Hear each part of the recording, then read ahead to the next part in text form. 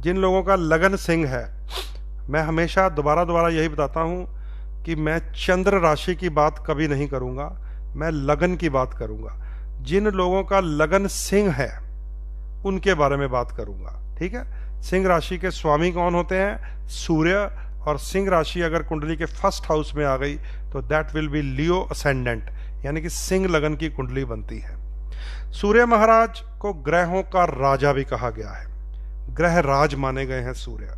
उसका कारण है कि जितने भी ग्रहों की रश्मियां हैं, चाहे वो बुध की है, शुक्र की है, शनिदेव की है, इवन की राहु केतु की भी है, अगर ध्यान से समझ लीजिए, जितने भी ग्रहों की रश्मियां हैं अगर वो पृथ्वी पर आकर अपना प्रभाव डालती हैं तो वो सूर्य देव की शक्ति से डालती हैं। याद रख लीजिए, सूर्य की जो धूप होती है उसके अंदर जो आर्द्रता है, जो गर्मी है, दोनों चीजें हैं उसके अंदर, अग्नि भी है और आर्द्रता भी है। तभी तो गेहूं के एक बीज में जाकर समाती है, उसको फोड़ती है, उसमें से फिर फसल निकलती है। वो सूर्य देव की कृपा है।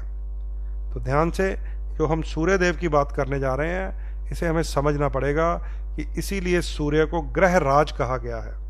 और वैसे भी भचक्कर को जब देखते हैं तो सारे ग्रह एक मैग्नेटिक फील्ड में घूम रहे हैं, सेंटर में उनके सूर्य ही है। अगर आप, आजकल तो हमारे पास बहुत बढ़िया टेक्नोलॉजी है, आप नेट पे जाएंगे, गूगल में सर्च करेंगे ना अंतरिक्ष के बारे में एंड प्लैनेट्स के बारे में, तो आपको नज़र आएगा सचमुच का, क्योंकि बहुत टेक्नोलॉजी वास्ट हो गई है और हमें वो दिखा देती है कि this is Jupiter, this is Mars, this is Saturn.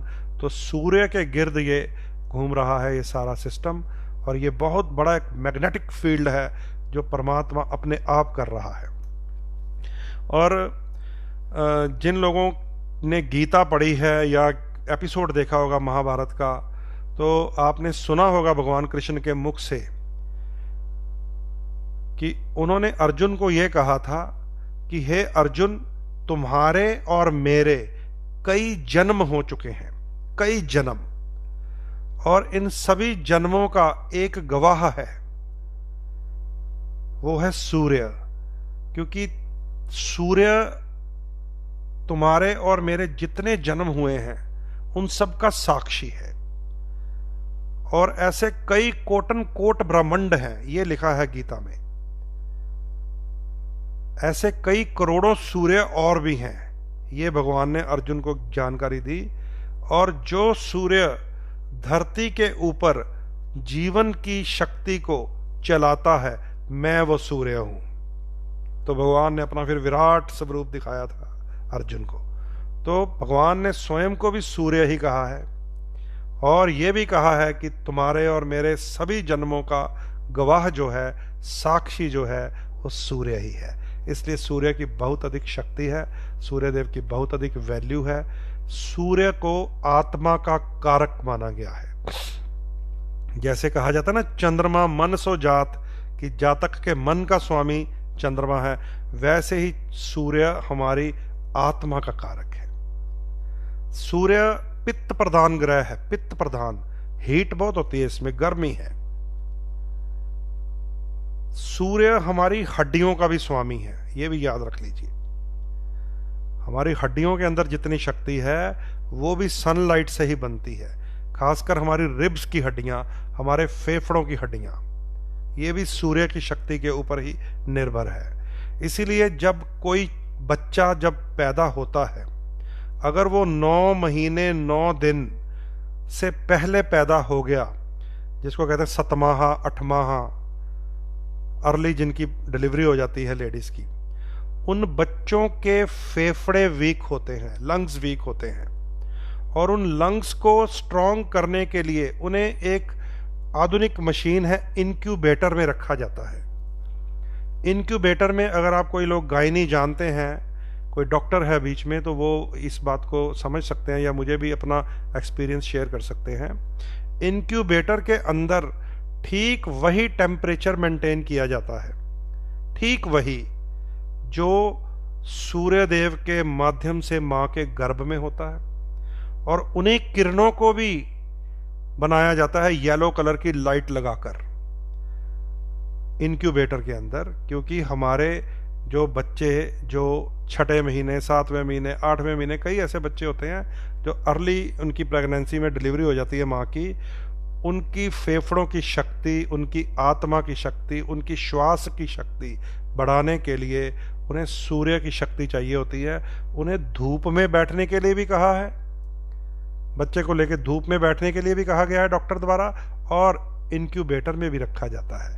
इतनी बड़ी वैल्यू है सूर्य की कि आर्टिफिशियल सूर्य की शक्ति बनाकर तब जाकर जीव की आत्मा, तब जाकर इंसान की सांस लेने की जो शक्ति हमारे लंग्स में है, हमारे फेफड़ों में, तो बनती है अगर सूर्य देव का पूर्ण प्रभाव हो।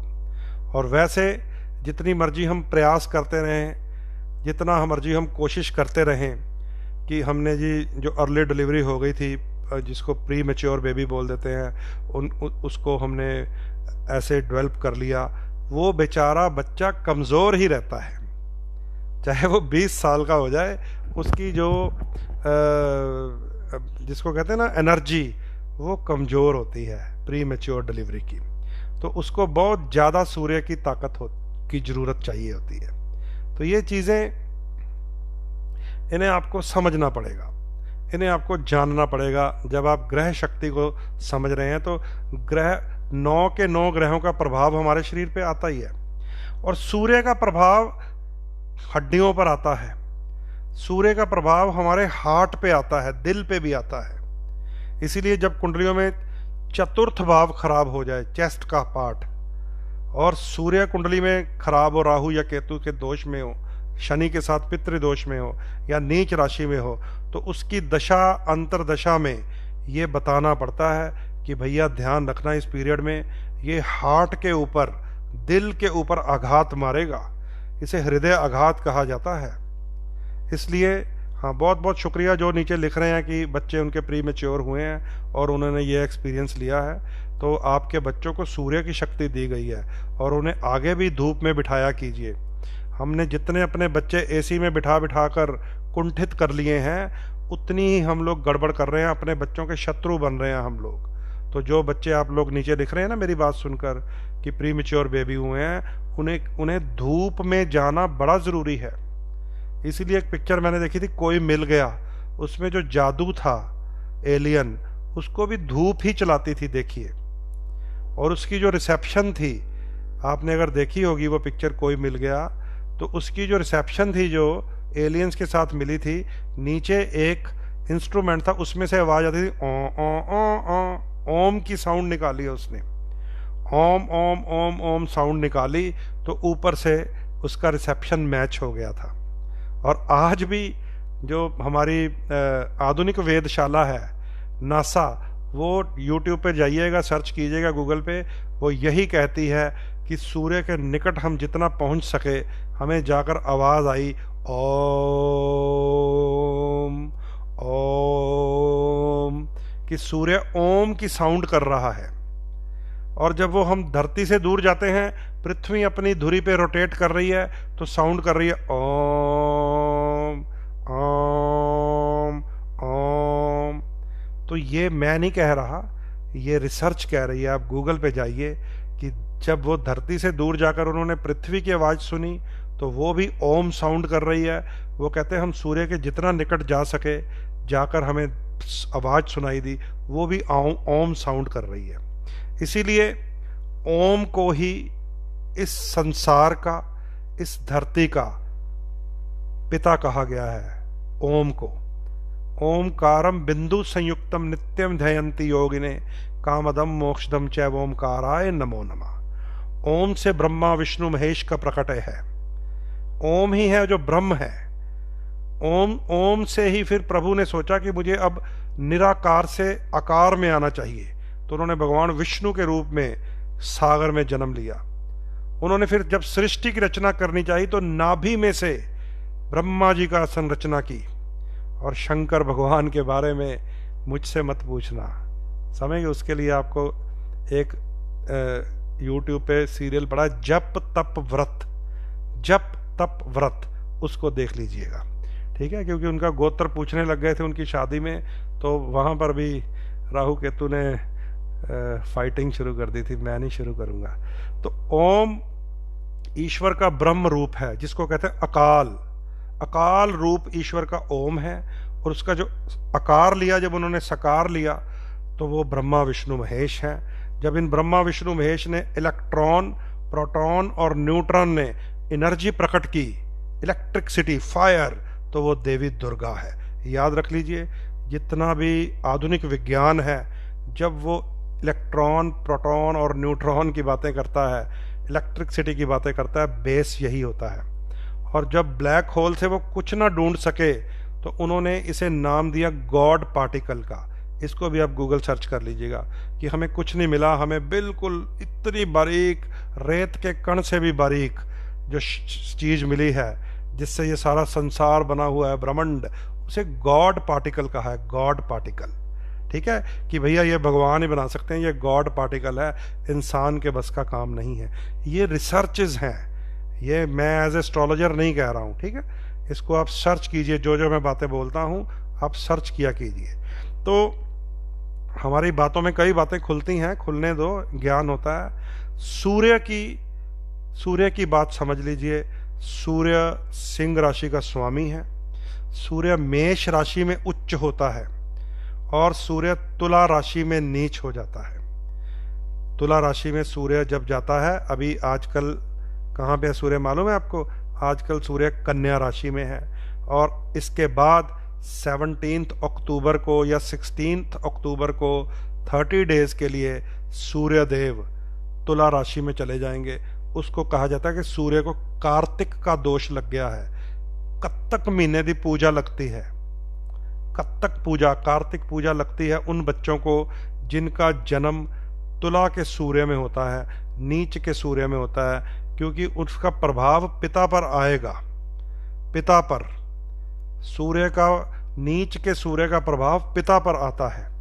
इसलिए ऐसे बच्चे के जन्म लेते ही शास्त्र कहता कि कार्तिक शांति करवानी चाहिए, क्योंकि सूर्य तुला राशि में है। तो यहाँ बैठकर आप अब ये बातें आप सीख लीजिए। आप तो फिंगर टिप्स पे बन जाइए एस्ट्रोलॉजर, कि 16 अक्टूबर के बाद 30 डेज, 16 नवंबर तक जितने बच्चे पैदा होंगे, जितने बच्चे 16 अक्टूबर से 16 नवंबर तक कार्तिक मास में पैदा होने हैं, तुला राशि का सूर्य आएगा, उनका बुरा प्रभाव, उनका एंटी इफेक्ट अपने पिता पे आता है। इसीलिए बच्चे के जन्म लेते ही अगर आप अपने गुरुजी से कुंडली बनवाएंगे, अपने कुल पुरोहित से, अपने ज्योतिषी से, तो वो आपको बता देंगे कि कार्तिक के महीने की जो संतान है उसका बैड इफेक्ट आता है। इसलिए जब बेबी प्लान किया जाता है, याद रख लीजिए, इसे गर्भाधान संस्कार कहा गया हमारे 16 संस्कारों में। जब राज ज्योतिषी, जब कुल पुरोहित अपने राजा को बताता था कि भाई जब तुमने गर्भाधान संस्कार करना है तो ऐसे 9 महीने मैनेज होने चाहिए कि तुला का सूर्य ना आ जाए बच्चे के कुंडली में। तुला का सूर्य आएगा तो राजपाट छिन जाएगा, फैक्ट्रियां बंद हो जाएंगी, प्लाट मकान बिक जाएगा, घोड़े, रथ, मुकुट, तीर, तलवार सब खत्म हो जाएंगे। तो पहले से ही राज ज्योतिषी अपने राजा को यह बता देता था कि जब भी आपने संतान की प्लानिंग करनी है, 9वां महीना वो होना चाहिए जब सूर्य मेष राशि में होता है, सूर्य सिंह राशि में होता है। सूर्य लियो में आ जाए तो लियो बन जाता है। ये जो आसपास आप देख रहे हैं ये दोनों लियो हैं। सूर्य मेष में आ जाए तो सूर्य उच्च हो जाता है। तो ये अर्ली प्लानिंग होती है।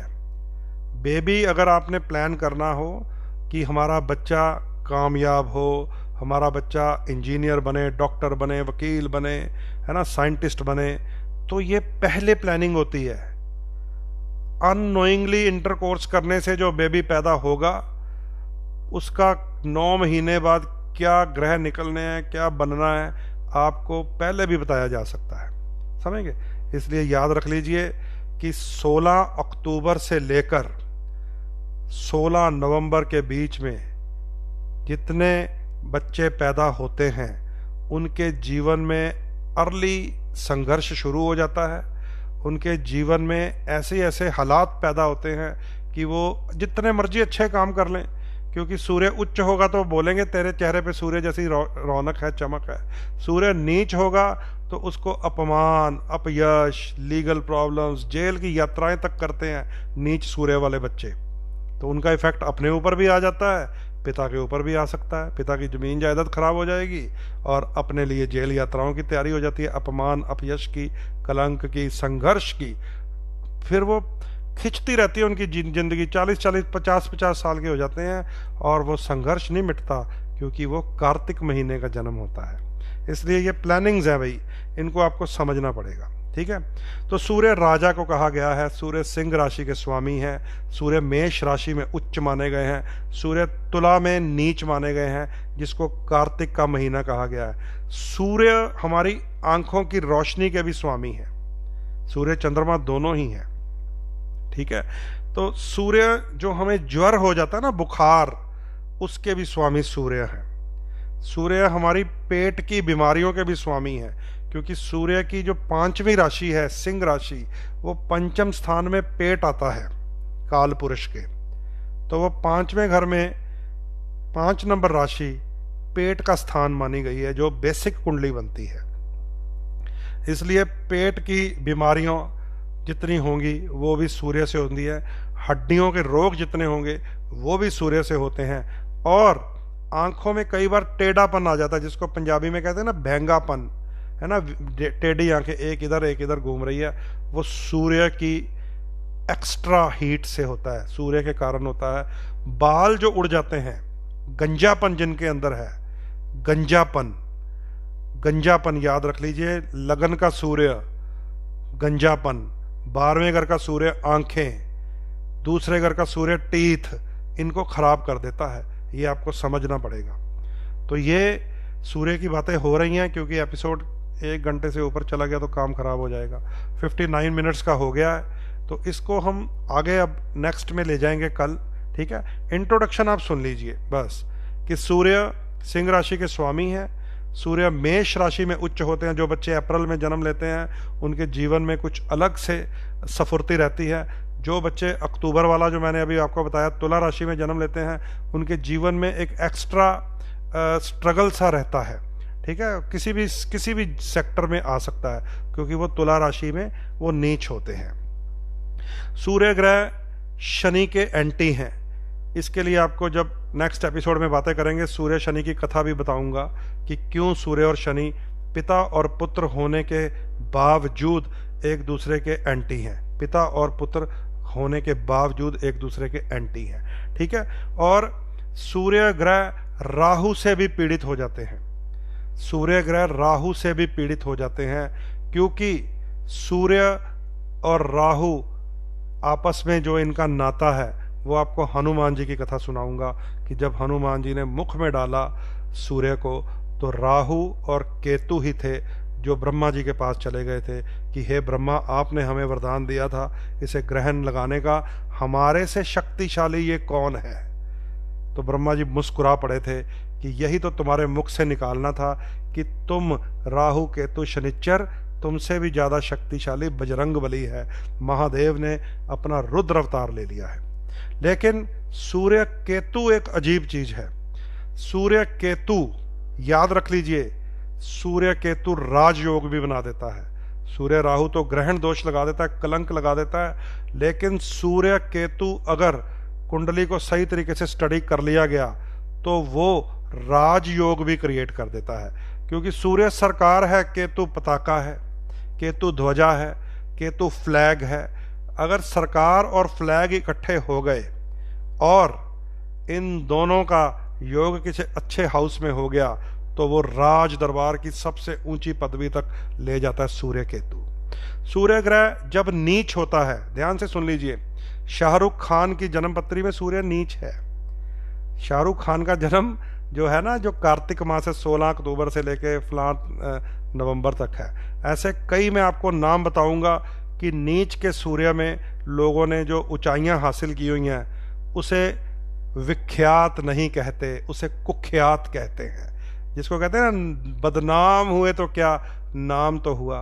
वो भी बातें आपके साथ साझी करेंगे कि ऐसे भी लोग मैंने देखे हैं, नीच की जन्म पत्री और अरबों खरबों तक पहुंचे क्या वो अरबों खरबों जो है जिसे आप, अच्छा कई लोग ना अमीरी को कह देते हैं ये सक्सेस है, मटेरियलिस्टिक लाइफ को, इसके ऊपर भी बात करेंगे कि कई ऐसे लोगों के मेरे पास डाटे हैं, क्योंकि हमें तो आदत है कि उच्च सूर्य वाले लोग साधु संत महात्मा बने हुए हैं, नीच सूर्य वाले लोग मर्सिडीज गाड़ियों में घूमते हैं।